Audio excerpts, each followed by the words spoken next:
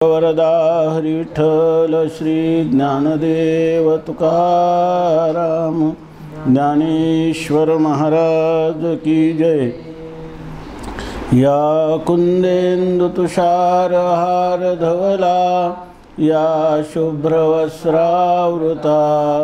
या वीणावरदंड मंडित करा, या श्वेत पद्मासना, या ब्रह्माच्युत शंकर प्रभृतिभिर्देवैः सदा वंदिता। सा मां पातु सरस्वती भगवती निःशेषजाड्यापः। जयांचे केलिया स्मरण, होय सकळ विद्यांचे अधिकरण। तेची वंदो श्रीचरण श्री गुरूंचे, जयांचे आठवे शब्दसृष्टी अंगवे। सारस्वताघवे जिव्हेशिये, वक्तृत्व गोडपणे अमृता ते पारुखे म्हणे। रस होती ओळंगणे अक्षराशी, घाते अवतरण अवतरविती निज खूण। हातातडे संपूर्ण तत्वबोध, श्री गुरूंचे पाय जय हृदय वसो निठाय। तै एवढे भाग्य होय उन्मेषाशी, ते नमस्कारो नियात।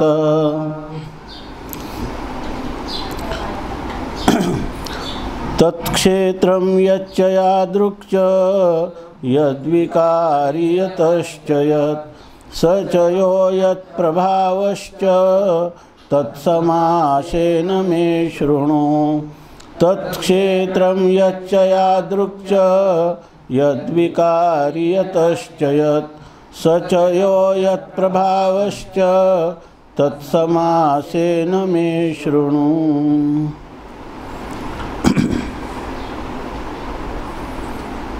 भगवान श्रीकृष्ण परमात्मा अर्जुनाला क्षेत्र क्षेत्रज्ञ विचार सांगत आहेत। त्यापैकी क्षेत्र आणि क्षेत्रज्ञ ही गीतेमधील पारिभाषिक शब्द आहेत। अनियमे नियमकारिणी परिभाषा, एखादा शब्दाच्यामध्ये एक नियम घालून देणारी तिला परिभाषा म्हणतात। हा शब्दाच्या उच्चारणाचा असा अर्थ होतो, तर त्याच्यामध्ये तो नियमपूर्वक निश्चयपूर्वक याचा असाच अर्थ होतो। हे सांगत असताना क्षेत्र म्हणजे काय आणि क्षेत्रज्ञ काय याचा विचार सांगत असताना भगवान परमात्म्याने सांगितलं, इदम शरीरम कौंतेय क्षेत्रम इत्याभिधीयते।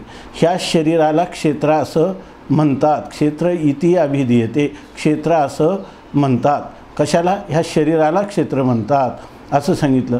आपण विचार केला, शरीर हे शब्द जो आहे, शरीयते इति शरीरम, जे काही उत्पन्न होतं, नाश पावतं, जीर्ण शीर्ण होतं, षड्विकारग्रस्त आहे, असे सगळे पदार्थ हे क्षेत्रामध्ये समाविष्ट होतात, त्याला क्षेत्र असं म्हणायचं। दुसरी गोष्ट, क्षेत्रज्ञ म्हणजे कोण? तर एतद यहा वेत्ती तम तद्विदाः क्षेत्रज्ञम इति प्राहु। तद्विदाः म्हणजे हा क्षेत्र आणि क्षेत्रज्ञाचा विचार ज्या महापुरुषांनी केलेला आहे त्यांनीच असं सांगितलं की ह्याला शरीराला क्षेत्र म्हणतात, आणि ह्या शरीराला जो जाणतो तद्विदाः, त्याला जो जाणतो असा जो पुरुष आहे, एतद यहा वेत्ती, जो याला जाणतो, तम क्षेत्रज्ञम इति आहो, त्याला क्षेत्रज्ञ असं म्हणतात। त्याच्या पुढे जाऊन सांगितलं, क्षेत्रज्ञम चापि मां विद्धि सर्व क्षेत्रेषु भारत, क्षेत्र क्षेत्रज्ञयोर ज्ञानम यत्तज् ज्ञानम मतम मम। या दुसऱ्या श्लोकामध्ये भगवान परमात्मा अर्जुनाला सांगतात की क्षेत्रज्ञ जो म्हणतात ना, तो क्षेत्रज्ञम च, आणि हा क्षेत्रज्ञ माम विद्धी, तो मी आहे असं तू समज, असं सांगितलं। क्षेत्रज्ञम च अपि माम विद्धी, आणि मी जो आहे तो जो क्षेत्रज्ञ आहे, म्हणजे क्षेत्राला जाणणारा क्षेत्रज्ञ हा त्या क्षेत्रापासून भिन्न आहे, आणि तो भिन्न असणारा जो क्षेत्रज्ञ आहे तो क्षेत्रज्ञ मी आहे। म्हणजे याचा अर्थ ह्या क्षेत्रज्ञाचं जे वास्तव स्वरूप आहे, तात्विक स्वरूप आहे त्याचं, आणि माझं जे तात्विक स्वरूप आहे ते दोन्ही एकच आहे। म्हणजे क्षेत्राची उपाधी बाजूला केली तर त्या क्षेत्रोपहित चैतन्य, किंवा जर माझ्या मायेची उपाधी बाजूला केली तर मी मायोपहित चैतन्य हे एकच आहे. आणि तुका म्हणे साहे देवा आहे तैसा आहे. आपल्या म्हणजे दोघांचंही स्वरूप एक आहे. इथं जो क्षेत्रज्ञ जीव आहे तोच कोण आहे? परमात्मा आहे, मी आहे. मी असणारा जो परमात्मा तोच या ठिकाणी जीव आणि परमात्मा याचा अखंड ऐक्य आहे. फक्त जीवाने आपल्या उपाधीचा बात करावा आणि ईश्वराच्या उपाधीचा बात केला असताना त्याचं जे अधिष्ठान चैतन्य आहे ते अधिष्ठान चैतन्य दोघांचं एकच आहे. आपल्या ह्या वैदिक सनातन परंपरेमध्ये किंवा वेदांत परंपरेमध्ये ही सर्वात महत्त्वाची गोष्ट आहे की जीव आणि ब्रह्माच्या एकतेचं ज्ञान व्हावं. जीव आणि ब्रह्माच्या एकतेचं ज्ञान हे अनादी कालापासून आपण भोगत आलेलो आहोत. जे संसार दुःख, ह्या संसार दुःखातून आपली कायमची मुक्तता करते, त्यालाच मोक्ष असं म्हणतात. आणि ज्या मनुष्याला ह्या शरीरात असताना ज्ञान होतं आणि आयुष्य उरलेलं असतं त्याला जीवनमुक्त असं म्हणतात. आणि शरीर पातानंतर तोच पुरुष विदेह कैवल्याला प्राप्त झाला असं औपचारिक म्हटलं जातं. आणि ह्याच्यापेक्षा सा काष्ठा सा परागती, याच्यापेक्षा जीवनामध्ये कोणतीही श्रेष्ठ स्थिती किंवा गती आपल्याला संपादनीय नाही. मनुष्याच्या जीवनाचा प्रवास तेव्हाच संपेल की जेव्हा त्याला जीव ब्रह्मैक्य ज्ञान होईल. आणि ह्या जीव ब्रह्मैक्य ज्ञानामध्ये ज्ञान होण्याला हे जगत जे आहे तर ते जगत प्रतिबंध करत असतं. आगापई पंडू कुमारा येता स्वरूपाची आघरा करी तसे आडवारा विश्वाभासुजो. आणि हा जगत भासत असतं. जगत का भासतं तर आत्मस्वरूप कळलं नाही म्हणून जगत भासत असतं. पण केवळ जगत भासल्याने दुःख होत नाही. जगताविषयी सत्यत्व बुद्धी ही मनुष्याला वारंवार दुःख देत राहते, ह्या जन्ममरण परंपरेमध्ये घालत असते, वारंवार एका योनीतून दुसऱ्या योनीला प्राप्त करत असते. तेव्हा अशा या जन्ममरण परंपरा ही खंडित होत नाही जोपर्यंत आत्मस्वरूपाचं अज्ञान आहे तोपर्यंत. मग ह्या आत्मस्वरूपाचा अज्ञान निवृत्त करायचं म्हणजे जगताविषयीची सत्यत्व बुद्धी जोपर्यंत आहे तोपर्यंत त्याला दुःख होत राहतं. म्हणून किंवा जन्ममरण परंपरा भोगावी लागते. परंतु ज्या क्षणी आपल्याला या ठिकाणी आत्मस्वरूपाचं अज्ञान आणि त्या अज्ञानामुळं जग भासतं, जग भासतं पण आपल्याला आत्मस्वरूपाच्या अज्ञानामुळं जग भासतं हेही जेव्हा कळत नाही त्यावेळेला त्या जगाविषयी सत्यत्व बुद्धी होते आणि आपल्या जीवनामध्ये दुःख परंपरा सुरू होते. त्याच्यासाठी जे अज्ञानाने भासलं याचा अर्थ जर आपल्याला कळलं, सकाळी आपण चिंतन केलं भ्रम आहे, भ्रम हा भ्रम कळला की भ्रम जात असतो, तसं जगत हे आत्मस्वरूपाच्या अज्ञानामुळं भासतं असं आपल्याला एकदा कळलं की त्याच्याविषयीची सत्यत्व बुद्धी जाते. परंतु ती कोणाच्या द्वारा जाते तर सत्शास्त्राचा किंवा वेदांत शास्त्राचं श्रवण श्रीगुरूंच्या द्वारा केला असताना त्या ठिकाणी मग मात्र मावळवीत विश्वाभासू नवल उदयला चंडांशू आद्वयाजमिजिनी विकासू वंदो आता. आणि ही जे श्रवणामध्ये जी विचाराची प्रक्रिया आहे त्या प्रक्रियेतून मुख्य एवढ्याच गोष्टी आहेत. कोणत्या की ब्रह्मसत्य आहे हे आपल्याला चांगलं कळावं, जगत हे स्वप्नाप्रमाणे मिथ्या आहे असं एकदा कळलं आणि जीव ब्रह्माची एकता याचं ज्ञान झालं की त्या मनुष्याच्या अनादिकालापासून आलेल्या ह्या दुःख परंपरा कायमची समाप्त होते. आणि याला साधन कोणतं असेल तर साधन एकच आहे की परमात्म्याचं यथार्थ म्हणजे जसा परमात्मा आहे तसं त्याचा तो परमात्मा माझा आत्मा आहे किंवा मीच तो परमात्मा आहे. अयम आत्मा ब्रह्म तत्वमसी ही जी महावाक्य आहेत ह्या महावाक्याच्या द्वारा अहम ब्रह्मास्मी, मी ब्रह्म आहे, असंग निर्विकार सच्चिदानंद परमात्मा मीच आहे असा बोध झाला. आणि दिसणारं जगत काय आहे तर फक्त जोपर्यंत ज्ञान झालं तरी अंतःकरण आणि आत्मा यांचा अध्यासिक तादात्म्य संबंध आहे तोपर्यंत ज्ञानीपुरुषालाही जग दिसत राहतं. पण दिसतं पण फरक काय आहे, एकाला ते अज्ञानाला ते सत्य वाटतं आणि ज्ञानीपुरुषाला ते स्वप्नाप्रमाणे मिथ्या वाटतं, ते भ्रमात्मक अशा प्रकारचं वाटतं. हा भ्रमही ज्ञानीपुरुषाचा हे जी प्रतीती आहे ही प्रतीती कुठपर्यंत राहते तर जरी जोपर्यंत त्याचं प्रारब्ध शिल्लक आहे आणि अंतःकरण आहे, शरीर आहे आणि ते शरीरव्यापी मध्यम परिमाणाचं मन किंवा अंतःकरण आहे, तर ते अंतःकरण आणि त्याचा अधिष्ठान आत्मा यांचा जोपर्यंत संबंध आहे तो संबंधही खरा नाही, आध्यात्मिक तादात्म्य संबंध आहे, तोपर्यंत हे भासत राहतं, काय जगत भासत राहतं.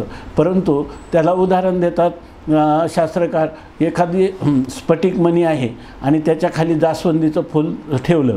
जास्वंदीचं फूल हे लाल वर्णाचं आहे आणि स्फटिक पांढरा स्वच्छ आहे, परंतु त्यांचा संबंध आला की आपल्याला त्या ठिकाणी तो स्फटिकसुद्धा काय दिसतो, लाल वर्णाचा दिसतो. पण आपल्याला जर माहीत असेल की हा स्फटिकाचा वर्ण पांढराच आहे, परंतु केवळ ह्या स्फटिकाचा आणि त्या जास्वंदीच्या फुलाचा जपाकुसुम म्हणतात त्याचा संबंध आल्यामुळं आपल्याला हा भासत आहे, पण तत्वतः नाही. तसं एकदा ज्ञान झाल्यानंतर जगत जरी प्रतीतीला येत असलं तरी ते आत्मा आणि अंतःकरणाच्या आध्यात्मिक तादात्म्य संबंधात दिसत आहे, तत्वतः आपल्या आत्मस्वरूपाच्या ठिकाणी ते नाही.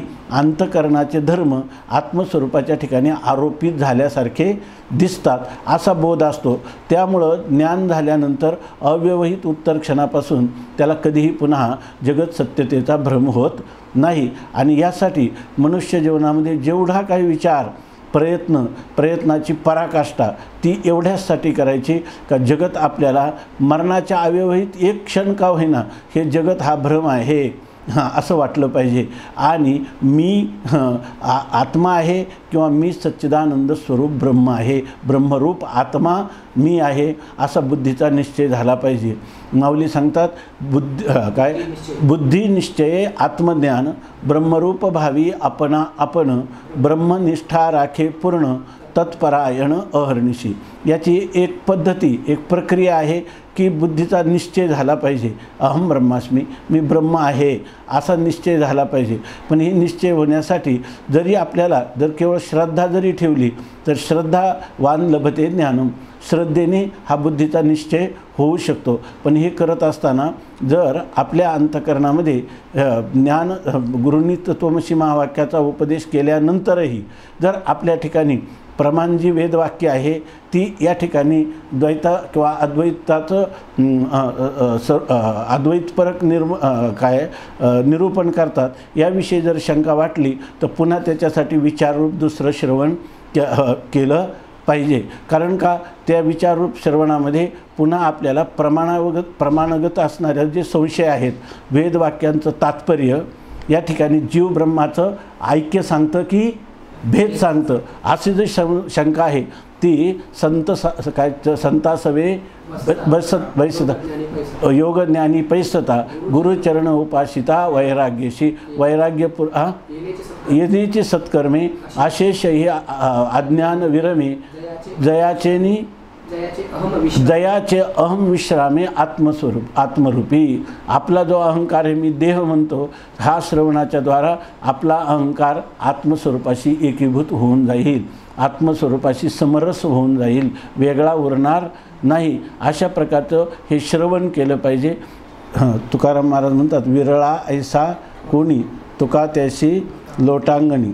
असे कोणी विरळे लोक आहेत की ज्यांनी जन्मजन्मांतरीच्या केलेल्या निष्काम कर्म उपासनेच्या किंवा साधनेच्या बलाने अंतःकरणाची इतकी विशुद्धी प्राप्त केलेली आहे की जया कोणाशी दैवे गुरुवाक्य श्रवणाशी सवे द्वैत गिळोनिये विसवे आपण पया वृत्ती. अशा प्रकारची जी स्थिती आहे ही प्राप्त करून घेतात किंवा त्याचं वर्णन करतात. काना वचनाची भेटी सरिसाची पै किरीटी वस्तू होणी उठी कवनू एकजो. असे भाग्यवान आहेत त्यांना फक्त तत्वमसी आईशी वाणी एक वेळ पडता कानी अविद्या निद्रा गेली पळोनी तत्क्षणी जागीन असं त्याचं नाथ महाराजांनी वर्णन केलेलं आहे.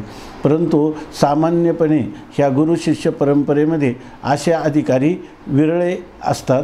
तर तेव्हा इतर आम्हाला या ठिकाणी काही प्रमाणगत किंवा प्रमेयगत संशय निर्माण झाला तर त्याच्यासाठी हे ऐकल्यानंतर याचा अर्थ प्रतिबंध रूपाने जर प्रमाणात संभावना झाली तर त्या प्रतिबंधाच्या निवृत्तीसाठी तुम्हाला पुन्हा विचाररूप द्वितीय श्रवण किंवा मनन किंवा निधिध्यासन शास्त्रकारांनी सांगितलेलं आहे. आणि त्याच्यासाठी असं सांगितलं की तत्त्वमसी महावाक्याने तुम्हाला अपरोक्ष ज्ञान होतं, पण अपरोक्ष ज्ञान झाल्यानंतरही मनात संशय राहू शकतो आणि तो जर राहिला तर तुम्हाला प्रमाण असंभावना असेल तर श्रवण केलं पाहिजे, प्रमेय असंभावना असेल तर मनन केलं पाहिजे आणि विपरीत भावना असेल तर तुम्हाला निधिध्यासन केलं पाहिजे. आणि हे सांगत असताना प्रमाण असंभावनेचं जे स्वरूप आहे ते असं आहे की प्रमाण असणारी जी वेदवाक्य आहेत ती जीव ब्रह्मैक्य प्रतिपादक आहेत का कर्म उपासना प्रतिपादक आहेत, असा जो संशय त्याला म्हणतात प्रमाण असंभावना. आणि ती प्रमाण असंभावना ही श्रवणाने निवृत्त होते. म्हणजे वेदामध्ये वेद कांडत्रय निरूपिणी श्रुतीचं हे कोडीसवानी 3 कांड आहेत वेदामध्ये, कर्मकांड, उपासनाकांड आणि ज्ञानकांड.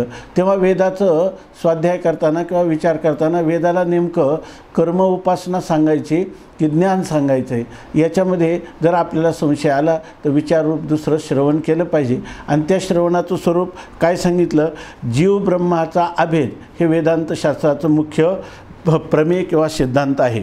तेव्हा जीव ब्रह्माचा भेद सत्य आहे की अभेद सत्य आहे असा जो संशय त्याला काय म्हणतात, प्रमेय असंभावना. आणि ते प्रमेय असंभावना ही कशाने निवृत्त होते तर मननाने निवृत्त होते. तिसरी आहे विपरीत भावना. कधीकधी आपण अनेक जन्माच्या संस्काराने देहादिकांच्या ठिकाणी आपला सत्यत्व निश्चय असतो आणि त्या जीव ब्रह्माचा भेद सत्यत्व निश्चय असतो. जीव आणि ब्रह्म यांच्यामधील भेद सत्य आहे आणि त्यामुळं आपण जरी महावाक्याचं स्मरण केलं, आपलं श्रवण केलं, तरीसुद्धा हा जीव ब्रह्माचा भेद सत्य आहे की जीव ब्रह्माच्या भेदाविषयी सत्यत्व निश्चय असतोच.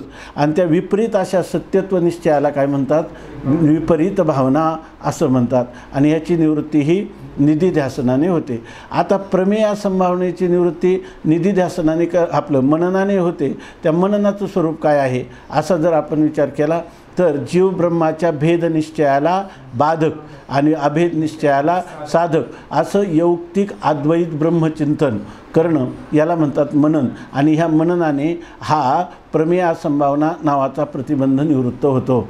तसंच या निधिध्यासनाने निधिध्यासनाचं स्वरूप काय आहे तर अनात्माकार वृत्तीचा परित्याग करून आत्माकार अंतकरणाच्या वृत्तीची स्थिती करणं याला म्हणतात निधिध्यासन. हा एक अभ्यास आहे. ह्या निधिध्यासनाने ही विपरीत भावना निवृत्त होते. अशा रीतीनं आपल्याला या ठिकाणी प्रमाण संभावना, प्रमेय संभावना ह्या आणि विपरीत भावना यांची जर आपण ह्या प्रतिबंधाची निवृत्ती केली तर आपल्याला हा आत्मबोधाचं जे फल आहे तर ते फल आपल्याला प्राप्त होतं. म्हणून अशा प्रकारची ही पद्धती आहे.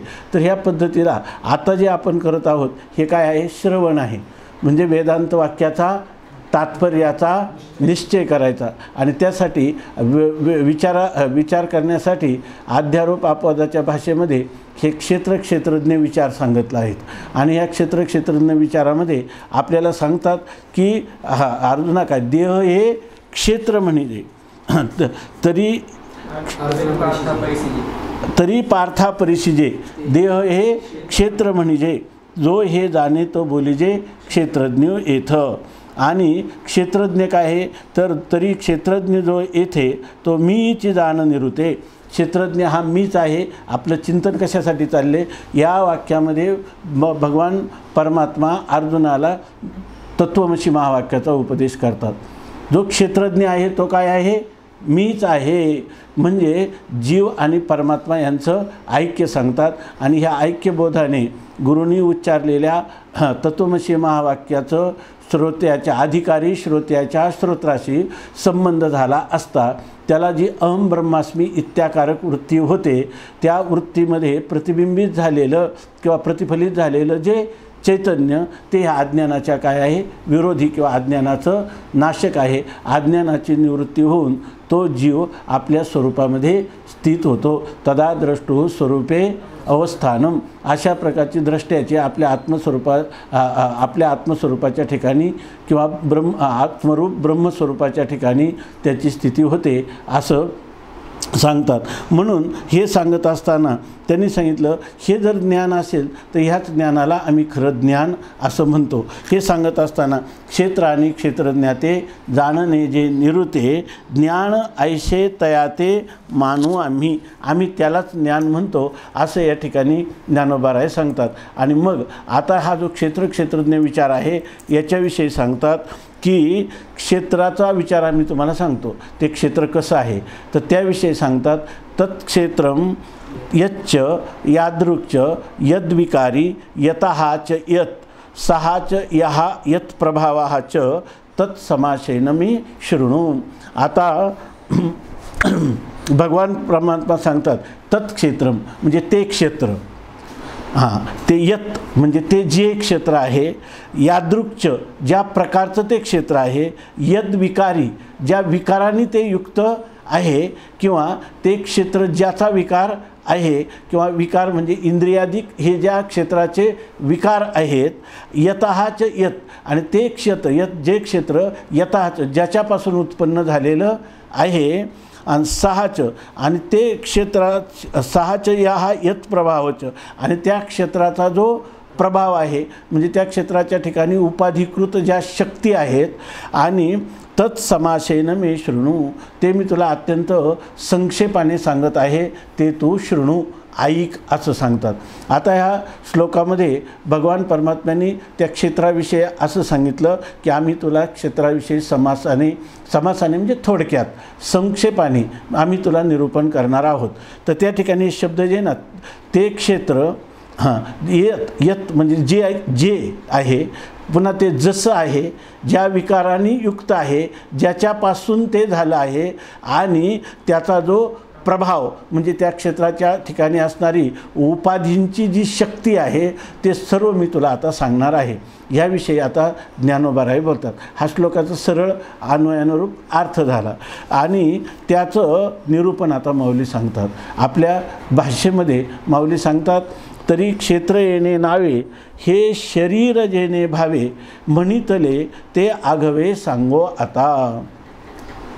हे अर्जुना, हे शरीर येणे नावे, हे शरीर या नावाने मी तुला जे सांगितलं ना, आपलं क्षेत्र या नावाने क्षेत्र या नावाने तुला मी जे सांगितलं तर ते काय, क्षेत्र म्हणजे हे शरीर, त्या शरीराला क्षेत्र असं म्हणतात. हे जिया भावे सांगितले, ज्या भावाने म्हणजे मनामध्ये जो अभिप्राय धरून ह्या शरीराला मी क्षेत्र असं म्हटलेलं आहे, ते आघवे सांगू आता, ते तुला आता मी पूर्ण निरूपण करून सांगणार आहे. ह्या शरीरालाच क्षेत्र असं जे मी म्हटलेलं आहे त्या क्षेत्राचं निरूपण आणि त्या शरीराला क्षेत्र का म्हटलं याचं कारणासहित विस्तारपूर्वक तुला मी निरूपण आता आघवे संपूर्ण सांगणार आहे असं सांगतात. हे क्षेत्र का म्हणजे कैसे के हे उपजे कवन कवनी वाढविजे विकारी येथ. ही 11व्या क्रमांकाची ओळी आहे. आता याच्यामध्ये आपण हे ऐकत असताना ज्यांच्यासमोर ज्ञानेश्वरी असेल तर त्यांना हे समजायला आणखी सोपं होईल. ओव्या जर समोर असल्या तर श्लोक ओव्या, तर यासाठी हे क्षेत्र का म्हणजे याला क्षेत्र का म्हणतात आता माऊली सांगतात. क्षेत्रच असं याचं शरीराचं नाव का दिलेलं आहे. कैसे हे क्षेत्र म्हणजे कशा प्रकारचं आहे. के उपजे हे क्षेत्र जे आहे हे कुठून उत्पन्न होतं, याच्या उत्पत्तीचं कारण काय, ते कोणत्या कारणापासून उत्पन्न होतं, कोणतं त्याचं उत्पत्तीचं स्थान कोणतं आहे. कवन कवनी वाढविजे विकारी येथ, आणि कोणकोणत्या विकाराने या ठिकाणी या क्षेत्र वाढविजे याचा विस्तार होत असतो. ह्या क्षेत्राची वाढ किंवा वृद्धी विस्तार कोणत्या प्रकारच्या कारणाने होतं, कोणत्या विकाराने. म्हणजे खरं काय आहे की विकार या शब्दाचा अर्थ काय आहे, प्रकृतेर अन्यथा भावा, मूळ जे पदार्थ आहे त्याचा तो परिणाम होऊन त्याच्यामध्ये जो विकार होतो म्हणजे त्याचा अन्यथा भाव होतो. मृत्तिका आहे आणि मृत्तिकेपासून घट बनतो म्हणून घटाला काय म्हणतात विकार. किंवा कार्य, विकार शब्दाचा अर्थ काय आहे कार्य, किंवा मूळच्या प्रकृतीपासून त्याचं रूपांतर होणं याला म्हणतात विकार. अशा प्रकारचा विकार हे कोणते कोणते विकार आहेत की ज्याच्यामुळं हे क्षेत्र जे आहे ह्या क्षेत्राचा विस्तार होत जातो, तेव्हा त्या विकाराचं स्वरूपही सांगणार आहे. कवन कवनी वाढविजे, कोण कोण कोण कोण कवन कवनी विकारी हे वाढविजे, कोणकोणत्या विकारांनी ह्या क्षेत्राचा विस्तार किंवा वृद्धी होत असते. आम्ही तुम्हाला काय काय सांगणार आहेत पुढं याविषयी माऊली या ठिकाणी वर्णन करतात. आम्ही पहिल्यांदा सांगणार क्षेत्र असं याला का म्हटलं हे सांगणार. दुसरं सांगणार की क्षेत्र असं याला का म्हणतात, हे कुठं उत्पन्न होतं आणि कोणकोणत्या विकारांनी किंवा कार्यरूपाने त्याचा विस्तार होत जातो हे सांगतात. पुन्हा हे आऊट हात मोटके, केवढे पा केतुके, बरड की पिके कोणाचे हे. आता सांगतात हे शरीर. आम्ही म्हटलं शरीर शब्दाने तुम्हाला एवढंच लक्षात येईल का, आऊट हात. आऊट हात म्हणजे 3.5 हात, मोटकं म्हणजे हे मोजकं असणाऱ्या 3.5 हाताचं जो शरीर एवढंच ह्या क्षेत्राचं स्वरूप आहे का. ह्या शरीराला क्षेत्र म्हणतात. म्हणजे हे आऊट हात मोटके, मोटके म्हणजे अल्प लहान, ह्या 3.5 मर्यादित परिच्छिन्न असणारं शरीर हे 3.5 हाताचं एवढंच हे आहे का. पुन्हा हे की केवढे किंवा याच्यापेक्षा ते काही मोठं आहे म्हणजे केवढं आहे, त्याची व्याप्ती किती आहे, आणि ते केवढे आणि केतुके ते कोणत्या प्रकारचं आहे तरी त्याचा प्रकार, त्याचं स्वरूप आहे तरी काय. म्हणून केवढे पा केतुके, बरड की पिके कोणाचे हे बरड म्हणजे हे जे क्षेत्र आहे म्हणजे क्षेत्र शब्दाचा अर्थ आहे शेत. मग ते बरड म्हणजे आपण म्हणतो बरड जमीन म्हणजे ही माळरान जमीन आहे किंवा ही नापीक जमीन आहे. म्हणजे शरीर हे नापीक जमिनीसारखं आहे का पिके, किंवा इथं मोठं काही पीक जे आहे ते उत्पन्न होतं. म्हणजे ह्या शरीरापासून काही उत्पत्ती होते का, पाप पुण्यादिकांची काही उत्पत्ती होते का. तर याच्यामध्ये हे पीक देणारं आहे की हे नापीक आहे असं तुम्हाला आम्ही सांगणार आहोत. इत्यादी सर्व जे जे याचे भाव ते बोली जती सावेव अवधान देई. इत्यादी गोष्टी या क्षेत्रासंबंधाने मनुष्याच्या मनात येतात की क्षेत्र म्हणजे शरीराला क्षेत्र असं का म्हणतात, हे क्षेत्र कुठं उत्पन्न होतं, याचा प्रकार, उत्पत्तीचा प्रकार कसा आहे, याच्यापासून काही कार्य उत्पन्न होतं का, किंवा हे कोणाचं कार्य आहे का, म्हणजे हा कोणाचा विकार आहे का, याच्या अंतर्गत काही इंद्रियादिक विकार आहेत का. अशा प्रकारचे जे संशय असतील हे सगळेच तुझे संशय काय होतील, निवृत्त होतील. याच्यापासून काही उत्पत्ती होते म्हणजे पिकतं म्हणजे उत्पत्ती होते का, हे बरड आहे बरड माळरानासारखं आहे याच्यापासून काही उत्पत्ती होत नाही. हे सगळे जे संशय आहेत त्याविषयी मी तुला आता सविस्तर निरूपण करीत आहे. फक्त अवधान देई, तू चित्ताची एकाग्रता कर आणि हे ऐक. इत्यादी सर्व जे जे याचे भाव ह्या क्षेत्राची जे जे भाव म्हणजे याची जी सत्ता आहे त्या क्षेत्राची सत्ता, आणि ती सत्ता ज्या ज्या प्रकाराने तुला प्रतीतीला येते ते सगळे प्रकार मी सांग म्हणजे सर्वांगासहित परिपूर्ण रीतीनं तुला सांगणार आहे. ते बोली जती सावेव, ते तुला सर्वांगाने सविस्तर मी प्रतिपादन करणार आहे. तू फक्त अवधान देई, चित्ताच्या एकाग्रतेनं याचं श्रवण कर. पै याची स्थळाकारणे श्रुती सदा बोभाने, तरको येण्याची ठीकरणे तोंडाळू केला. आता ह्या क्षेत्राचं निरूपण जेव्हा ऐकतो ना आपण त्यावेळेला इतका ह्या क्षेत्राविषयी ओहापोह झालेला आहे. वास्तविक आत्म्याचा ओहापोह थोडक्यात आहे, परंतु आत्म्यावर भासणारं हे जे क्षेत्र आहे, हे जे जगत आहे त्या जगताचाच खूप विचार केला. ते जगत कसं उत्पन्न झालं, ते राहतं कुठं, त्याचा उपसंहार होतो कसा, याविषयी शास्त्रांनी खूप विचार केलेला आहे. त्याच्यामध्ये श्रुतीनं हा विचार केलेला आहे, आस्तिकांनी हा विचार केला, आस्तिक 6 दर्शनांनी विचार केलेला आहे, नास्तिकांनी हाच विचार याच्याविषयी विचार केलेला आहे. आणि त्याच्यामध्ये श्रुती, दर्शनं, स्मृतिग्रंथ सगळ्यांमध्ये ह्या जगताच्या उत्पत्तीचा विचार केलेला आहे.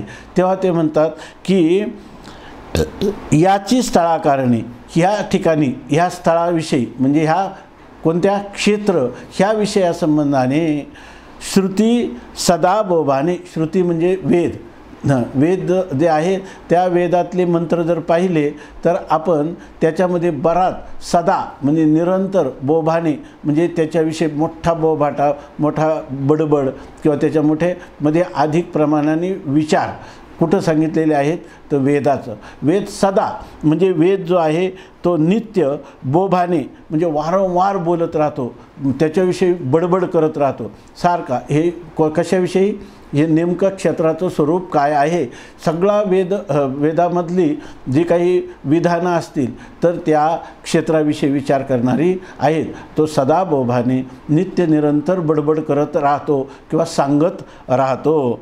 तर्कू येण्याची ठीक करणे तोंडाळू केला. आणि तर्कसुद्धा ठीक करणं म्हणजे आपण म्हणतो ना, त्यांनी ठिया केला म्हणजे निश्चय केला, निर्णय केला, मी अमुकच गोष्ट करणार. तसं या क्षेत्राचं निरूपण करण्यासाठी नुसतं श्रुतीनंच सांगितलं असं नाही, तर जे तर्क आहेत, जे अनुमान प्रमाणाच्या द्वारा विचार करणारे नैयायिक आदी जी दर्शन आहेत किंवा नैयायिक आहेत किंवा अनुमान किंवा तर्काचा आश्रय करणारे लोक आहेत, त्या सगळ्यांनी ठीक करणे ह्या क्षेत्राविषयी निश्चय करण्यासाठी तो तर्कसुद्धा तोंडाळू केला. त्यांनीसुद्धा फार हा म्हणतात ना, हा मनुष्य फार तोंडाळ आहे. तोंडाळ आहे म्हणजे सारखा बडबड करत राहतो. तेव्हा क्षेत्राचं काय स्वरूप आहे याविषयी ह्या तर्कशास्त्राने देखील सारखा विचार केलेला आहे किंवा न्यायशास्त्राने देखील याचा विचार केलेला आहे किंवा तार्किक लोकांनी अगदी आधुनिक काळातले असणारे जी दर्शनं आहेत तर त्याच्यामध्ये देखील जगताच्या उत्पत्तीविषयी वगैरे भरपूर विचार केलेला आहे. म्हणून ह्या क्षेत्रासंबंधाने विचार श्रुतीनं पण केला, तर्काने पण केलेला आहे. चाळीता हेची बोली दर्शने शेवटा आली, तेवीची नाही बुझाविली अजूनही द्वंद्वे. आपल्याला ज्ञानोबा सावध करतात. आता हा क्षेत्राचा विचार जो आम्ही तुम्हाला सांगणार आहे तो क्षेत्राचा विचार केवळ आम्हीच सांगतो असं नाही. हा विचार कधीही मनुष्याच्या बुद्धीवर व्यवस्थित आरूढ होत नाही. त्याच्या संबंधाने काही ना काही शंका राहतच चालतात.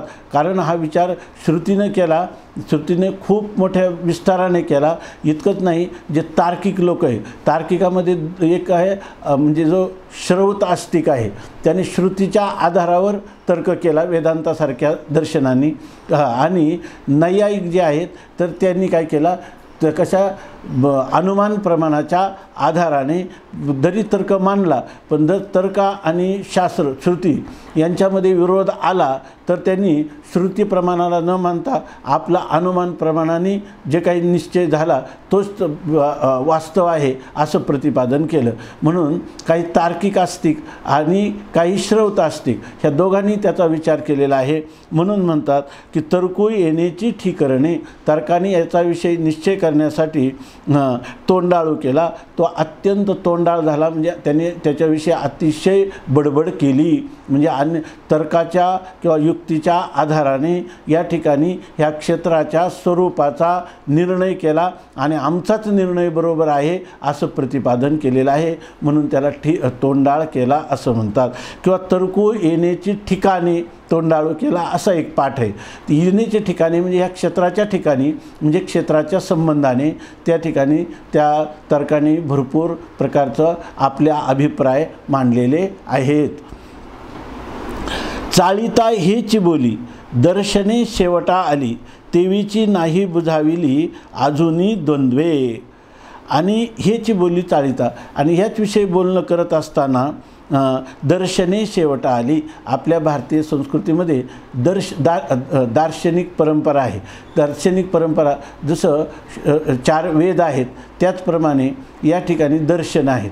त्या दर्शनामध्ये 6 दर्शनं आस्तिक आहेत, 6 दर्शनं नास्तिक आहेत. आपण याचे जास्त विचार करणार नाही. एक ओझरत म्हणून या ठिकाणी असं आहे की दृश्यज्ञाने ह्या जगताविषयी, जीवाविषयी, जगतकारणाविषयी, ईश्वराविषयी विचार करणारी जी त्याचं ज्ञान करून देण्यासाठी ज्या काही विचार प्रणाली आहेत, वेगवेगळ्या विचार प्रणाली, त्याला दर्शन असं म्हणतात. तर जे वेदाला मानून आहेत त्याला आस्तिक दर्शनं म्हणतात आणि नास्तिक दर्शनं म्हणजे वेदाला न मानता या ठिकाणी जीव जगत परमात्मा याविषयी विचार करणारी शास्त्र आहे त्यांना नास्तिक दर्शन असं म्हणतात. नास्तिको वेदनिंदकाः, वेद प्रामाण्य न मानणारी ही नास्तिक आहेत. ते नास्तिक दर्शनांमध्ये चार्वाक, जैन आणि बौद्धाची 4 मतं, त्या ठिकाणी ही 4 मतं अशी 6 नास्तिक दर्शन आहेत. किंवा बौद्ध मतं एकच जर धरलं तर त्या ठिकाणी 3 दर्शनं ही नास्तिक आहेत. ते वेदाला प्रमाण न मानता आपल्या स्वतःच्या बुद्धीनं विचार करून बुद्धीच्या द्वारा हा विचार करतात. आणि आस्तिक दर्शनं ते आहेत वैशेषिक, नैयायिक, सांख्य, योग, पूर्वमीमांसा आणि उत्तरमीमांसा ही 6 दर्शनं, त्याला षड्दर्शनं म्हणतात. तर ही 6 दर्शनं ही पण याच्याविषयीचा विचार करतात. म्हणून सांगतात की चाळिता हेची बोली याच्याच विषयी बोलणं करत असताना दर्शने शेवट आली. आपण म्हणतो ना त्यांनी त्याचा पार शेवट झाला म्हणजे हात टेकले. दर्शने शेवट आली. प्रत्येक दर्शनाने सांगितलं विडा उचलून आम्ही सांगतो की काय हे जीवाचं स्वरूप काय, अगदी आम्ही सांगतो हेच जीवाचं स्वरूप, आम्ही सांगतो हेच ईश्वराचं स्वरूप, आम्ही सांगतो ह्याच पद्धतीनं जगाची उत्पत्ती झाली. अशा प्रकाराने आम्ही सांगतो ह्याच पद्धतीनं ह्याच साधनाने मोक्ष होईल. मोक्षाचं स्वरूप असंच आहे आणि त्या मोक्षाचं नियत साधन आमकंच आहे. अशा प्रकाराने ह्या सगळ्या दर्शनांनी विचार केला. परंतु ती दर्शने शेवटा आली. पण क्षेत्राचा विचार त्यांना पूर्ण करता आला नाही. ती शेवटा आली म्हणजे त्यांनी आपले हात टेकवले. म्हणजे कारण एका दर्शनाने विचार मानला चार्वाकांनी नास्तिक का त्याचं जैनांनी खंडन केलं, जैनाचं बौद्धांनी खंडन केलं आणि 3 आस्तिक दर्शनाचं वैशेषिक नैयायिकांनी तर्काच्या सहाय्याने त्याचं खंडन केलं. सांख्ययोगा त्याच्या नैयायिकाचं खंडन सांख्याने केलं, सांख्यांचं खंडन थोडं काही योगाने केलं आणि ते दोघं जरी एक झाले तरी पूर्वमीमांसेने त्यांचं खंडन केलं. आणि सगळ्यात शेवटी वेदांत दर्शन जे आहे त्या वेदांत दर्शनाने ह्या सगळ्याच दर्शनांचं खंडन केलं आणि आपला सिद्धांत श्रौत सिद्धांत मांडला. अशा प्रकारची याची मांडणी दिसते. पण वेदांतांनी सांगितलं तर जग जे सांगितलं ते जग सांगण्यात त्याचं तात्पर्य नाही, त्याला तत्त्व सांगायचे. म्हणजे वेदांतांनी खंडन केलं ते अध्यारोपाच्या भाषेतच केलं. म्हणजे क्षेत्र हे कल्पित सांगितलं. मग कल्पित पदार्थाचं स्वरूप काय आहे? कल्पित पदार्थाचं स्वरूप प्रतिती मात्र आणि बाधयोग्य सांगितलं. याचं निरूपण म्हणजे काय त्याचं निरूपण झालं का? त्याचं निरूपण नाही. सगळे दर्शनांनी त्या ठिकाणी हात टेकवले. म्हणजे जरी ही द्वादश दर्शनं असते तरी त्यांना या क्षेत्राचं स्वरूप प्रत्येकाने आपापल्या परीनं सांगण्याचा प्रयत्न केला. पण उत्तरोत्तर दर्शनांनी पूर्व दर्शनांचं खंडन केलेलं आहे. म्हणून म्हणतात दर्शने शेवट आली. बरं सगळं त्यांचे सगळे एकत्र बसले पण त्यांचा निर्णय झाला का? तर सांगतात तेवीची नाही बुजाविली अजूनही द्वंद्वे. अजून त्यांच्यामध्ये असणारं जे द्वंद्व मतभेद किंवा विपरीत मतं आहेत, विरोधी मतं आहेत आपापली जतन केलेली, तर त्यांच्यामध्ये असणारा जो मतभेद तो मतभेद अजूनही मिटलेला नाही. अजूनही लोक म्हणतात ना आम्ही नैयायिक आहोत, आम्ही सांख्य आहोत. म्हणजे याचा अर्थ त्या दर्शनाच्या परंपरा अजूनही चालू आहेत आणि त्यांची एकमेकामध्ये असणारे परस्पर त्या ठिकाणी खंडन मंडना युक्तीच्या द्वारा करणं हे आजही चालूच आहे. म्हणजे अजूनही क्षेत्राचा निर्णय अमक्या दर्शनाने केला आणि सगळ्या दर्शनांचं एकमत झालं, तू म्हणतो ते बरोबर आहे. काही जर सांगतात की हे जगत कसं उत्पन्न झालं, त्या चार्वाकाला विचारलं तो म्हणतो हे स्वभाववाद झाले. किंवा पुढे इथं येणारच आहे आता स्वभावम ईश्वरम कालम यदृच्छा नियतीम तथा परिणामंच मन्यन्ते प्रकृतीम पृथुदर्शिनः. या ठिकाणी आपल्याला हे कोणी म्हणतात प्रकृतीपासून हे जगत झालं, कोणी म्हणतात ईश्वराने केलं, कोणी म्हणतात जीवाच्या कर्माने झालं, कोणी म्हणतात परमाणूपासून झालं, कोणी म्हणतात याला काळ कारण आहे, कोणी म्हणतात याला हा स्वभाववाद आहे, निसर्गतः आपोआपच निर्माण झालं. अशा प्रकारचे अनेक प्रकारचे विचार सांगितलेले आहेत. आजपर्यंत आजचं हे जे भौतिक विज्ञान आहे हे जगताच्या उत्पत्तीसंबंधीचा विचार सांगतं. कोणी म्हणतात परमाणूपासून हे जगत झालं, कोणी म्हणतात ईश्वराच्या इच्छेने परमाणूपासून द्विणुक त्रिणुक चतुर्णुक या क्रमाने हे जगत झालं. अशी ह्या जगताविषयी अनेक मतं आहेत. खरं जर सांगायचं झालं तर स्वामी महाराज नेहमी सांगायचे की हे जगत मुळात नाहीच आहे, त्यामुळं जगत कसं उत्पन्न झालं याच्याविषयी निश्चित काहीच सांगता येत नाही. पदार्थ असेल तर सांगता येईल ना, पदार्थ नाहीच आणि श्रुतीला तो सांगायचा पण नाही. त्या ठिकाणी ह्या सगळ्या दर्शनांचं एकमत का होत नाही याविषयी स्वामी महाराज नेहमी सांगायचे. एक गोष्ट सांगायची, एका चोराला पोलिसांनी पकडलं आणि त्यांनी सांगितलं तुझी चोरी केली तो पदार्थ तो कुठं लपवून ठेवला आहे. त्यांनी सांगितलं मी नदीच्या वाळवंटात ठेवला, तिथं गेले सापडला नाही. त्यांनी सांगितलं म्हणजे मी माझ्या घरामध्ये पुरून ठेवला, तिथं सापडला नाही. त्यांनी सांगितलं एका कडेच्या कपारीला ठेवलेला आहे. मग पोलीस त्याला घेऊन गेले, दोन्ही हातात बेड्या, आणि त्यांनी सांगितलं कुठं ठेवला. तेव्हा याच्या खाली जी गो आहे ना थोडी, तिथं ठेवलेलं आहे. तर त्यांनी खाली कुठं गो आहे पाय लागले, दोघांना काय केलं, कोपराने ढकलून दिलं, कुठे येते तुम्ही पहा. मग त्यांनी का सांगितलं नाही खरं, कारण खरं त्याला सांगायचंच नव्हतं. तसं श्रुतीला जगत सांगायचंच नाही. हे जगत काय आहे, बाधित आहे, एकमेवा द्वितीय परमात्मा आहे हे सांगण्यासाठी त्या जगाचा वेगवेगळ्या प्रकाराने सांगितलं. कधी 3 भूतापासून झालं, कधी पंचमहाभूतापासून झालं, कधी ईश्वरी इच्छेने उत्पन्न झालं, कधी जीवाच्या कर्माने झालं. काम, कर्म, अविद्या, अनेक प्रकारचे विचार वेगवेगळ्या ठिकाणी दिसतात आणि मनुष्याची बुद्धी जी आहे ती आणखीन गोंधळात पडते. अशा प्रकारची स्थिती आहे. याचं खरं कारण काय आहे, हे क्षेत्र मुळातच श्रुतीला सांगायचं नाही, म्हणून त्याचा विचार वेगवेगळ्या प्रकाराने आणि शास्त्राने, वेदांत शास्त्राने कधी कधी सांख्याचे विचार जगदुत्पत्तीबद्दल अध्यारोपाच्या भाषेत कधी कधी सांख्याच्या विचारालाही जवळ केलेलं दिसतं याच्यामध्ये. याचा अर्थ ते सिद्धांत रूपाने नाही, अध्यारोपासाठी अध्यारोपाच्या भाषेत त्यांच्या जे काही भ्रामक मत आहे त्याचा अनुवाद केलेला आहे. अशा प्रकारची स्थिती. ह्या सगळ्या गोष्टीमुळं क्षेत्राचा विचार करताना ज्ञानोबाराय आपल्याला सावध करतात की चालिता हेची बोली दर्शने शेवट आली, तेवीची नाही बुजाविली अजूनी द्वंद्वे. शास्त्रांचे सोयरिके विचळी जे येणेची एके, याचेनी एकवंके जगाशी वादू. आपण जर बारीक चिंतन करून याचं विचार करायला सुरुवात केली, थोडासा आपल्याला काही अभ्यास करून, तर ह्या दार्शनिक विचार हा भरपूर गंभीर अशा स्वरूपाचा विचार आहे. आणि हे दर्शनांची जी परंपरा आहे ती एक मानवी जीवनामध्ये त्याच्या होणाऱ्या आध्यात्मिक विचाराच्या प्रगतीमध्ये एक ही सोपान परंपरा आहे. आधी असणारा नास्तिक चार्वाक त्याचा विचारात थोडं प्रगती झाली, तो जैन मतापर्यंत येतो, बौद्ध मतापर्यंत जातो.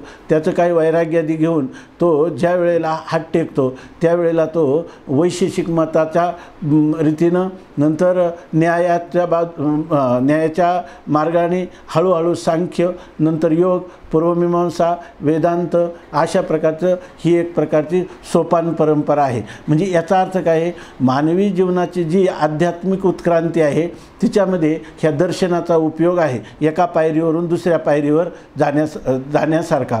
परंतु हा जो विचार आहे याचा अर्थ काय, जर खूप बारकाईनं विचार केला तर ही दर्शनाचा जो विचार आहे त्या विचाराने आपण गेलो तर आपण वेदांत विचारापर्यंत जाऊ शकतो. परंतु या ठिकाणी ही परंपरा जर पाहायची झाली तर याच्यामध्ये भरपूर विचाराची क्लिष्टता आहे. कारण याच्यामध्ये सारखं खंडन मंडन आणि बुद्धीचं हेलकावे ज्याला म्हणतात ना, व्रताचरणे कर्कशे आणि करिता जाती भूकशे बुद्ध्याधिकांचे वाभाडे निघतात. तरी पण आपल्या ह्या वैदिक परंपरेमध्ये देखील ह्या दार्शनिक परंपरेचं फार मोठं स्थान आहे. परंतु त्यांच्याकडं पाहताना माऊली आपल्याला सांगतात की शास्त्रांचे सोयरिके, वास्तविक या शास्त्रांचे एकमेकाशी सोयरिक आहे, म्हणजे संबंध आहे. वेदांत नास्तिक जरी असला तरी आपल्याकडं नास्तिक दर्शनाचा अजून त्याचे उल्लेख का ठेवले, तर नास्तिक दर्शन जरी असलं तर त्याने विचारायला तर सुरुवात केली की नाही, हा देह आत्मा आहे तो म्हणतो, काय देहखंडानाम आत्मा ईश्वर पाषाण प्रतिमा. पण ईश्वर ही पाषाणाची प्रतिमा आहे, ईश्वर नावाचं तत्व मानण्याची गरज नाही, पाप पुण्य असं तो जो म्हणतो मानण्याची गरज नाही. तर असं जेव्हा ते म्हणतो तर विचाराला तर आत्म्याचा संबंधाने विचार सुरू झालेला आहे, आत्मसंबंधाने विचार सुरू झालेला आहे. तर त्या ठिकाणी तो सांगतो शास्त्रांचे सोयरिके. जर बारकाईने केलं तर ह्या शास्त्रांची एकमेकाशी काय होऊ शकते, सोयरीक होऊ शकते, म्हणजे त्यांचं एकमेकाचं एकमत होऊ शकतं. आणि परंतु विचळी जे येण्याची एके, विचळी जे येण्याची एके. शास्त्र एकमेकांमध्ये परस्पर त्यांचं काय आहे, नातं आहे, ते एकमेकाचे आप्त आहेत. परंतु आप्त असलं तरी येण्याची एकवंके. परंतु ह्या क्षेत्राच्या विषयी एकमत व्हायचं झालं तर याच्याविषयी मात्र जगाशी वादू. सगळ्या जगामध्ये परस्पर वाद आहे, म्हणजे विवाद आहे, म्हणजे परस्पर मतभेद आहे, विरोध आहे, अशा प्रकारची स्थिती आहे. तेव्हा ह्या दर्शनांच्या द्वारा जर पाहिलं तर दर्शनांनी हातच टेकलेले आहे. आणि का हात टेकले तर वास्तविक सगळ्यांचं एकमत व्हायला पाहिजे होतं, पण यांचं कधीही एकमत होत नाही असं सांगतं. याचेनी एकवंके जगाशी वादू. ह्यामुळं शास्त्र खरी तर एकमेकाचे आप्त आहेत, म्हणजे आपल्या बुद्धीची प्रगल्भता वाढत जाऊन शेवटी वेदांत दर्शनाच्या सिद्धांताचा अंगीकार करून त्याच्यात पर्यवसान व्हावं. पण ज्यावेळेला ह्या क्षेत्राचा विचार होतो ना तर एक वेगवेगळं 1 3 5 मेळा 25 36 तत्वाचा एक हरी. एकच तत्व 36 तत्व, एकच तत्व आहे, त्याच्या उपाधीमुळं 36 भेदाला प्राप्त झालं, 25 भेदाला प्राप्त झालं. 7 5 3 दशकांचा मेळा एकतत्वी कळा दावी हरी, हे काही लक्षात येत नाही. म्हणून ते सांगतात. याच्यामध्ये होतं काय, हे जेव्हा हे प्रत्येक मतभेद असणारं दर्शनं समोरासमोर येतात तेव्हा तोंडीशी तोंडा न पडे, बोला बोलीशी न घडे, या युक्ती बडबडे त्राय झाली. आता म्हणतात तोंडीशी तोंडा न पडे. आता काय, एकमेकाचं जर एकमेकाला साह्य असेल, प्रेम असेल, एकमत असेल तर एकाचं तोंड आणि दुसऱ्याचं तोंड समोरासमोर होईल. पण यांचं तोंड कधी हे दोघांचं तोंड कुठं असतं एकत्र, आपल्या अंकगणितामध्ये 63 आकडा जो आहे त्या 63 आकडा 6 आणि 3 एकमेकाकडे आहे. आणि ते लोक काय म्हणतात, यांचा 36चा आकडा आहे, म्हणजे 3चं तोंड एकीकडं आणि 6चं तोंड एकीकडं. त्याप्रमाणे तोंडेशी तोंडा न पडे, एकाचं तोंड दुसऱ्यासमोर येत नाही, म्हणजे यांचा परस्पर विरोध असतो किंवा त्यांचा 36चा आकडा असतो. याला म्हणतात तोंडेशी तोंडा न पडे. बोल बोलेशी न घडे. एकाने बोलला आणि दुसऱ्याने त्याला दुजोरा दिला, असं कधी होत नाही. एकाचं बोलणं दुसऱ्याच्या बोलण्यासारखं नाही, ते परस्पर विरोधी बोलत राहतात. कधी आपलं मत जे आहे ते श्रेष्ठ आहे आणि दुसऱ्याचं मत आहे ते खंडित आहे असंच सांगतात. आणि या युक्ती बडबडे त्राय झाली. आणि यामुळं ही जी बडबड आहे ही त्राय झाली, म्हणजे ती शिकस्त झाली. शिकस्त झाली म्हणजे ह्या बोलण्याने शेवटी हात टेकले.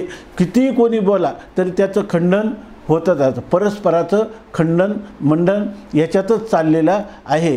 त्यामुळं युक्ती जरी त्यांनी किती एकमेकांनी उदाहरणं दिली तरी एकाच्या उदाहरणाला दुसरं उदाहरण देऊन त्याचं खंडन करतो, आपल्या मताचं मंडन करतो. ही पद्धतीचं याला म्हणतात तद्विद्य संभाषण.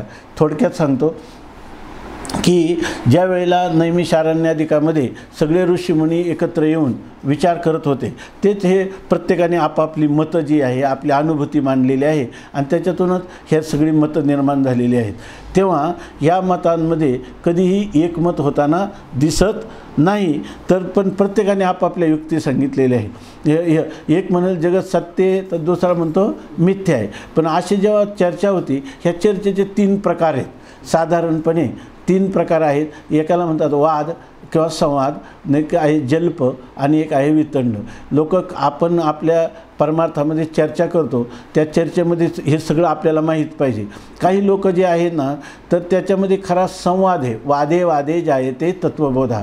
त्याच्यामध्ये जे सत्य निघेल ते कोणी एका बाजूला ओढायचं नाही, तर ओढाताण न करता जे काही सत्य आहे त्या सत्याच्या विषयी दोघांनी मान्य करणं. जे काय मिथ्या असेल, असत्य असेल त्याचा दोघांनी त्याग केला पाहिजे. अशा प्रकाराने जर चर्चा केली तर त्याच्यातून आपल्याला वास्तवता, यथार्थता काय आहे ते कळतं. म्हणून म्हणतात वादे वादे जायते तत्वबोधा. दोन्ही अधिकारी पुरुषांनी एकत्र येऊन सत्याचं अन्वेषण करत असताना कोणतंही स्वतःचं एक गृहीत कृत्य तेच खरं असा आग्रहाने न मानता आग्रह सोडून सत्य असेल त्याचा स्वीकार किंवा अंगीकार करणं याला म्हणतात वाद. आणि ही वाद पद्धती ही खरी ह्या परमार्थ साधनेमध्ये उपयोगाची आहे. दुसरी पद्धती विचाराची किंवा वादविवादाचे त्याच्यामध्ये जल्पाची पद्धती आहे.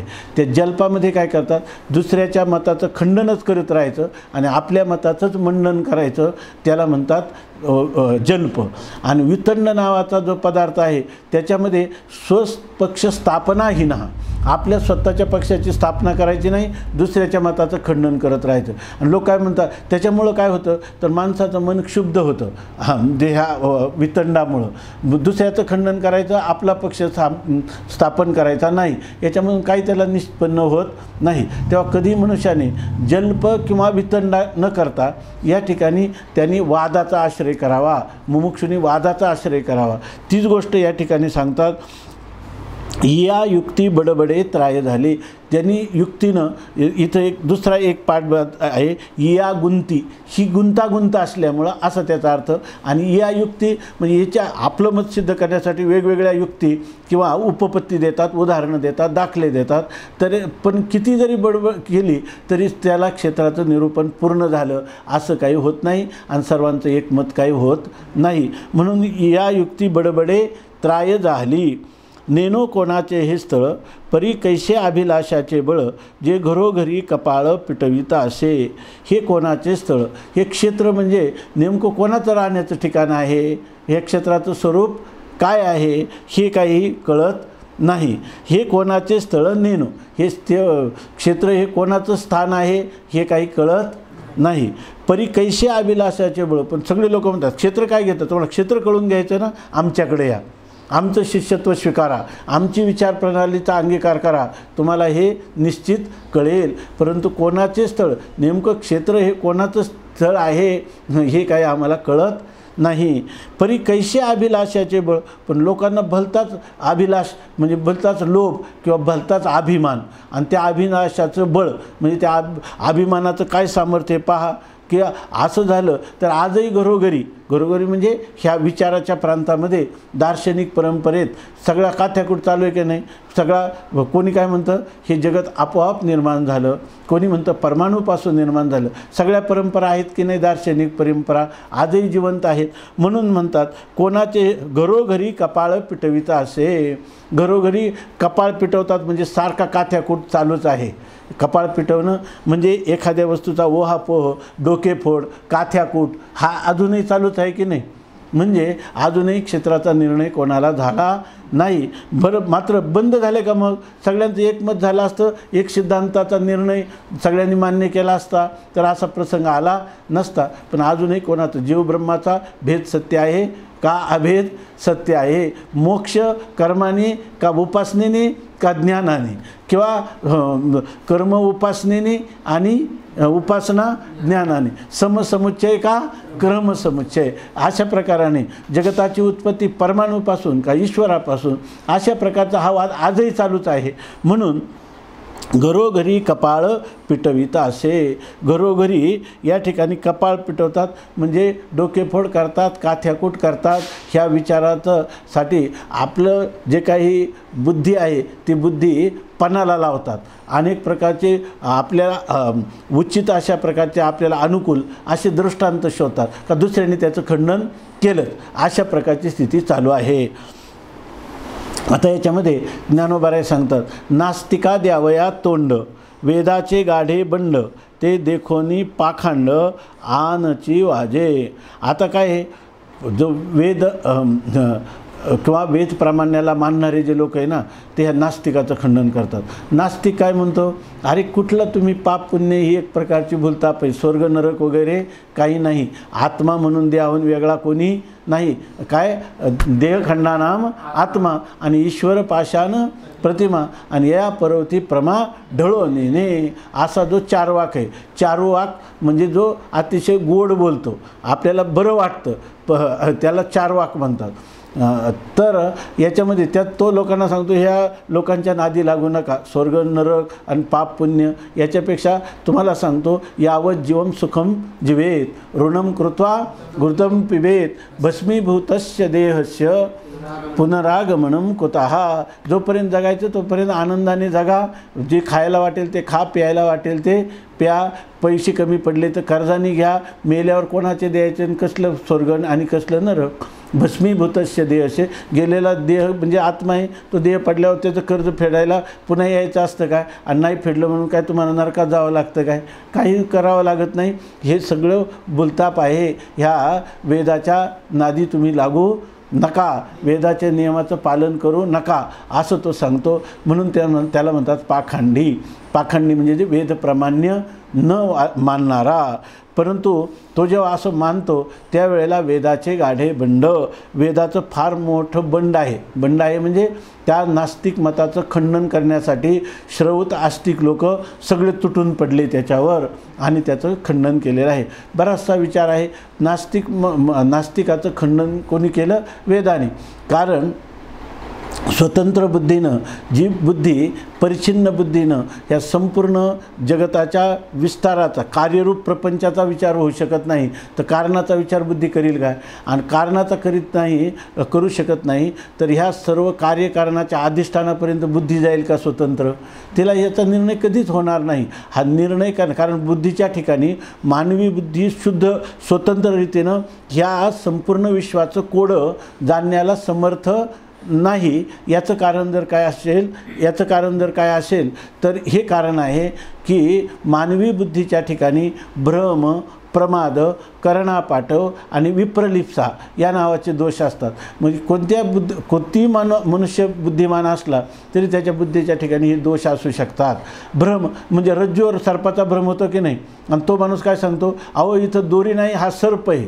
एकाला पुष्पमालेचा भ्रम होतो, एकाला दंडाचा भ्रम होतो. सगळे भ्रमातले पदार्थ आहेत का तिथं? परंतु हा म्हणतो, अहो पुढं जाऊ नका, तिथं काय आहे? सर्प. पुढं जा, फुलाचा हार आहे. आता कसं याचं म्हणणं प्रामाणिक आहे का? नाही, कारण तो स्वतः भ्रमदोषाने ग्रस्त आहे. प्रमाद म्हणजे आपल्याला स्वतःला कळतं की दही खाल्लं तर खोकला येतोय, खाता कामा नये, पण हा स्वतः पुन्हा दही खातो. तसं याच्या ठिकाणी जाणून किंवा न जाणता घडणारे दोष असतात, त्याला काय म्हणतात? प्रमाद. मनुष्याच्या बुद्धीच्या ठिकाणी प्रमादी बुद्धी आहे की नाही मनुष्याची. नंतर त्याच्यामध्ये करणापाठव म्हणजे आपली जी इंद्रिय आहे त्या इंद्रियाच्या ठिकाणी वैकल्य असलं तर कळत नाही. त्यांनी सांगितलं राम राम, हा म्हणतो तो मला म्हटला का लांब हो. कारण का? इंद्रिय शैथिल्यामुळं त्याला ऐकायला आलं नाही. आणि नंतर विप्रलिप्सा नावाचा दोष आहे. एखाद्याला ज्ञान असतं पण दुसऱ्याला फसवत असतो. स्वामी महाराज विनोदाने सांगायचे, गणपतीच्या मंदिरात खेळणाऱ्या मुलांनी गणपतीच्या बिंबीमध्ये बोट घातलं, विंचू होता तिथं, आणि त्याला त्या विंचवाने दंश केला. तो लागला हात झटकायला. मुलांनी विचारलं, अरे काय झालं? त्यांनी सांगितलं, काही नाही, ह्या गणपतीच्या बिंबीतून गार वारा येतो. आता वास्तविक त्याला विंचवाचा दंश झाला होता, पण त्यांनी फसवलं की नाही, जो मुलगा हात घालील तर त्याला पुन्हा विंचवाचा दंश होईल. आणि हा काय सांगतो? गार वारा येतो. तर ही काय झाली? विप्रलिप्सा, ही वंचना, फसवणूक, आणि हे बुद्धीचे दोष असतात. त्यामुळं अपौरुषेय वेदाचा आधार न घेता जर कोणी पुरुष एखादा सिद्धांत रूपाने प्रतिपादन केलं तर ती कधीही वस्तुस्थितीनं सत्यत्व त्या ठिकाणी पूर्णपणे असू शकत नाही. म्हणून हे सांगणारा भ्रम, प्रमाद, करणापाठव आणि विप्रलिप्सा या दोषांनी विवर्जित असणारा अपौरुषेय वेद, तोच आपल्याला वास्तव स्वरूपात जे आपल्याला अज्ञात आहे त्या अज्ञाताचं ज्ञापन करून देणारं सर्वात प्रबल प्रमाण अपौरुषेय वेद आहे. म्हणून ह्या लोकांनी जरी सांगितलं तर हे पाखांडी, हे कोणते आहेत? नास्तिक लोक आहेत. तेव्हा त्या नास्तिक लोकांना तोंड देण्यासाठी वेदाचे गाढे बंड वेद येतो आणि त्याला अनेक प्रकाराने त्या नास्तिकाचं खंडन करतो. आपल्याला नेहमीचा परिचयाचा दृष्टांत आहे, जास्त वेळ त्याच्यासाठी घेत नाही. मुलाला वडिलांनी सांगितलं, या जगात, ह्या नास्तिक मताचे होते, या जगामध्ये वेदप्रामाण्य मानून ईश्वर वगैरे पाप पुण्याची चिंता करण्याचं कारण नाही. या ठिकाणी जगामध्ये ईश्वर म्हणून कोणीही तत्त्व नाही असं ते सांगत होते. मुलगा मात्र आस्तिक होता. त्यांनी सांगितलं की बाबा हे जगत कसं उत्पन्न होतं. त्यांनी सांगितलं हे आपोआप होतं. मिऱ्याच्या ठिकाणी तिखटपणा, साखरेच्या ठिकाणी गोडपणा, तसं या विश्वाच्या ठिकाणी आपोआप त्या ठिकाणी ते उत्पन्न होत असतं. हा त्याचा स्वभाव आहे असं त्यांनी सांगितलं. त्याला वाटलं बाबांचं तर चुकीचं आहे, पण काय करावं. त्यांनी दुसऱ्या दिवशी काय केलं, एक चित्र काढलं, चांगलं रंगवलं, बाबांच्या टेबलवर ठेवून दिलं. बाबा ऑफिसमधून आले, पाहिलं. त्यांनी सांगितलं की हे चित्र कसं काय आलं, या ठिकाणी चित्र कसं काय आलं. तर त्यांनी सांगितलं काही नाही बाबा, आपलं कपाट उघडलं, त्याच्यात रंगपेटी बाहेर आली, पेन्सिल बाहेर आली, तर कागद बाहेर आला, त्या टेबलावर बसला, आपोआप ते रेषा ओढल्या गेल्या आणि चित्र तयार झालं. ते म्हटले की अशा रीतीनं तू जर म्हणत असशील तर हे चित्र आपोआप झालं म्हणणाऱ्याला मी गाढव म्हणतो. याला त्यांनी सांगितलं मग तसं जर तुम्ही हे चित्र आपोआप झालं म्हणणाऱ्याला गाढव म्हणता, तर संपूर्ण हे चित्रविचित्र विश्व आपोआप झालं असं म्हणणाऱ्याला गाढवाचा बाप का म्हणू नये असं सांगितलं. अनेक प्रकारच्या युक्तीने आपण ऐकतो कीर्तन प्रवचनामध्ये देखील, तर त्याचं खंडन केलेलं आहे. मूळ कारण काय आहे, वेद जो आहे तो अपौरुष आहे. ह्या वेदाचं इतकं आपल्या संस्कृतीमध्ये महत्त्व आहे का स्मृतिग्रंथामध्ये ज्ञानेश्वर महाराज या ठिकाणी भगवंताच्या मुखातून भगवंताकडून वधून घेतात. मी म्हणतो म्हणून हे मानू नको, हे आपुलेनी तोंडे बोलती वेद. ही गोष्ट वेद सांगतो. माझी सुद्धा सिद्धी कोण करून देतो, ईश्वर. माझ्या निश्वासातले वेद असले तरी ते वेदच माझे काय करतात, माझ्या प्रामाण्याची, ईश्वरत्वाची, ईश्वर प्रामाण्याची किंवा ईश्वरवादाची सिद्धी करतात. अशा प्रकारची स्थिती आहे.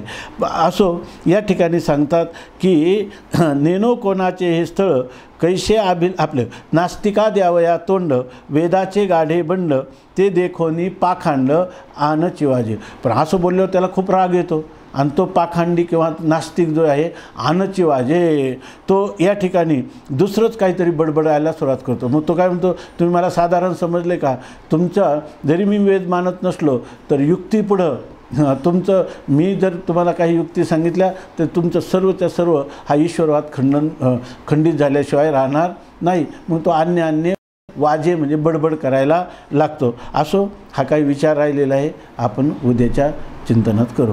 पुंडलिक वरदा हरिविठ्ठल श्री ज्ञानदेव तुकाराम ज्ञानेश्वर महाराज की जय.